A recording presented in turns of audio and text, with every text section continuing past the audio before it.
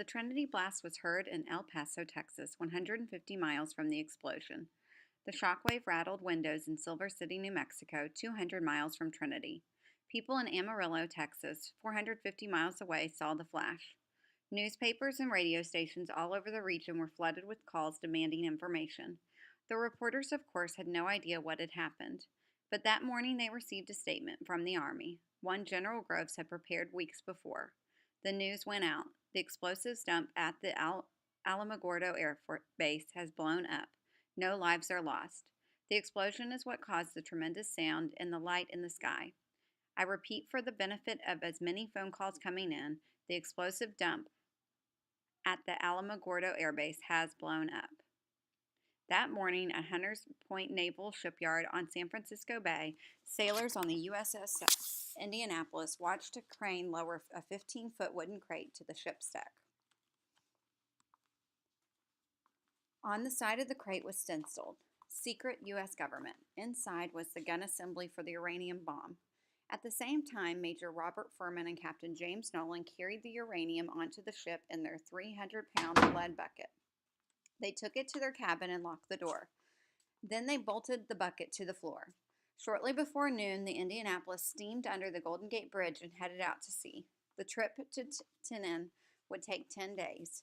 Furman and Nolan were under strict orders to stay with the U-235 at all times, trading 4-hour shifts in the cabin. They flipped a coin to see who got the first shift. It was early evening in post-Dom Germany when the news of the Trinity test reached President Truman. "Operated on this morning," read the coded telegram. "Diagnosis not yet complete, but results seem satisfactory and already exceed expectations. Dr. Groves pleased." The meaning was clear. The test had been a success. "We have discovered the most terrible bomb in the history of the world," Truman wrote in his diary. A few days later, Groves sent a more complete report to Post-Dom. Truman sat in stunned silence as Harry Stimson read aloud. The bomb had exploded with the almost unbelievable force of 18,000 tons of TNT, an explosive used in regular bombs. The heat of the blast completely vaporized the steel tower holding the bomb. For hundreds of feet in all directions, sand was melted into a greenish glass. Instruments a mile from the blast measured temperatures of 750 degrees Fahrenheit. Not a plant or animal in the radius was left alive. As Stimson read, he could see that Truman was tremendously pepped up by the report. It gave him an entirely new feeling of confidence. It was time to shock Joseph Stalin. After a long day of meetings, Truman stopped the Soviet premier as he was leaving the conference room. "I casually mentioned to Stalin that we had a new weapon of unusual destructive force," Truman recalled. Truman was hoping to see fear on Stalin's face, but the man just nodded politely. His expression never changed. "Glad to hear it," Stalin said through an interpreter. "I hope you'll make good use of it against the Japanese." Then he left the room. Winston Churchill, equally eager to intimidate Stalin, stepped quickly to Truman. "How'd it go?" he whispered. Truman shrugged. He never asked a question. Truman assumed Stalin hadn't understood. He never guessed that Stalin already knew all about the American bomb project. Back in his private room, Stalin told his foreign secretary, "We'll have to talk with Khrushchev today about speeding up our work." The bomb worked. Now Truman had to decide what to do with it. It all came down to the progress of war with Japan. In late June, American forces had finally taken the island of Okinawa, 340 miles from the Japanese mainland. More than 12,000 Americans were killed in the 82-day fight as 100,000 Japanese soldiers defended every inch of the island to the death. Meanwhile, American bombers were pounding Japan night after night, flattening and burning entire cities. One single bombing raid over Japan's capital of Tokyo set off a firestorm that killed 100,000 people. Japan's military had taken such a beating by this point the country was nearly defenseless against the American air raids. And yet Japan refused to surrender. As a next step, American troops were prepping for an all-out invasion of Japan. The Japanese had an estimated 2.5 million troops ready to defend the islands. Truman asked General George Marshall how many Americans were likely to be killed or wounded. It was his opinion, recalled Truman, that such an invasion would cost, at a minimum, 250,000 American casualties. For Truman, that settled it. If the atomic bomb could shock Japan into giving up, it had to be used. It was a question of saving hundreds of thousands of American lives, he later explained. I couldn't worry about what history would say about my personal morality. I made the only decision I never knew how to make. I did what I thought was right. On July 26th, the Indianapolis arrived at Tinan with the uranium bomb's gun assembly in the U 235. That same day, Truman and Churchill issued the Potsdam Declaration, a final demand that Japan end the fighting.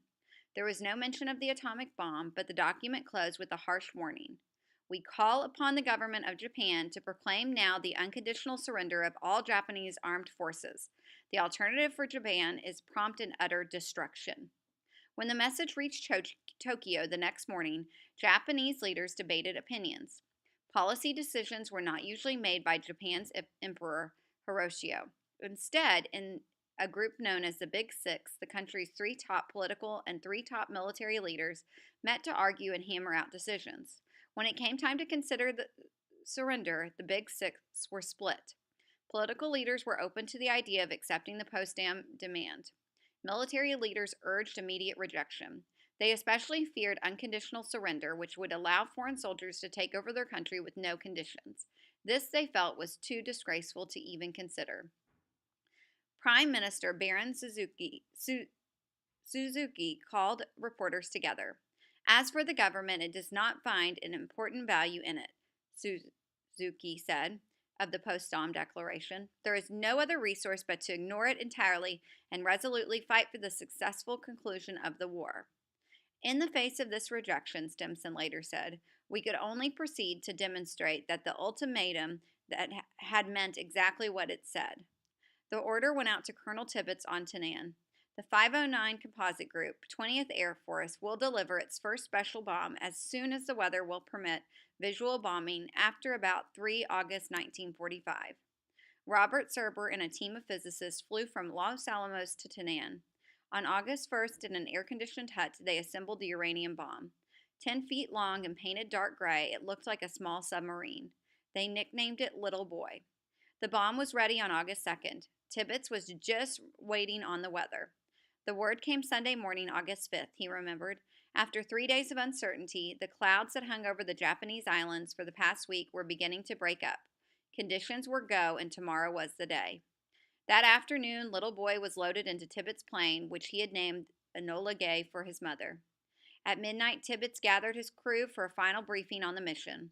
The usual jesting that takes place before a briefing was missing, reported William Lawrence, who'd come to Tinan to witness the event. Tonight is the night we have all been waiting for, Tibbets began. We are going on a mission to drop a bomb up different from any you have ever seen or heard about. This bomb contains a destructive force equivalent to 20,000 tons of TNT. He paused, expecting questions, Lawrence reported, but there was a silence in the room, a look of amazement and incredulity on every face. At 1:37 a.m., 3 B-29s rumbled down the runway on Tinan, took off, and headed for Japan. Each would check the weather over a specific Japanese city, potential targets approved by President Truman. The planes would radio the reports to Tibbets, who, based on the weather conditions and visibility, would choose from the list of targets. Our orders were for a visual bombing run, Tibbets explained. He was not permitted to use radar. If he couldn't see the target, he was not to release his irreplaceable bomb. Beside the runway, Tibbets walked around the Enola Gay, making the final pre-flight checks. Then he and his 11 hand-picked crew members climbed into the plane. First, we checked all the instruments and radio equipment, recalled Tibbets. Now it was time to fire the engines. Tibbet taxied the plane to the end of the runway. More than 1.5 miles of chipped coral runway stretched out before me in the darkness, he said. Just the night before, 4 B-29s had crashed attempting to take off. Tibbets could see the plane's black, twisted skeleton still lying beside the runway. It was never easy to get these massive machines safely off the ground, and the Enola Gay was loaded with extra fuel and the bomb, 15,000 pounds more cargo than the B-29 was designed to carry. Tibbets knew he'd need every inch of runway to build up enough speed to get his heavy plane into the air. I like to think that my reputation for keeping cool in moments such as this was deserved, Tibbets said, but now I found myself gripping the controls with a nervous tension I hadn't experienced since that first combat mission. This is the moment, he told himself. This is the reason they chose me. Gradually, we picked up speed 75, 100, 125 miles an hour, he said. The end of the runway was approaching fast, and the lights on both sides of the paved surface were running out. In the nearby control tower, William Lawrence and a very tense General Thomas Farrell watched Tippett's plane bouncing along the runway. With less than 100 feet left, they saw the plane ease off the ground and begin to climb. Farrell exhaled. I never saw a plane use that much runway, he said. I thought Tibbets was never going to pull it off. It was a pleasant tropical night, Tibbets remembered. Around us were cream puffed clouds, their edges outlined by the faint glow of a crescent moon. The flight over the Pacific was easy and uneventful. Tibbets and the crew watched the sun rise as they passed over Iwo Jima. And now we were winging toward Japan, he said, surrounded by scattered clouds that were edged with reddish gold from the slanting light of the newly risen sun. At 8:30 a.m., reports started coming in from the weather planes. The radio operator wrote down the coded message and handed them to Tibbets. The co-pilot took control of the plane while Tibbets decoded and read the notes. Then he lifted the intercom and announced to the crew, "It's Hiroshima."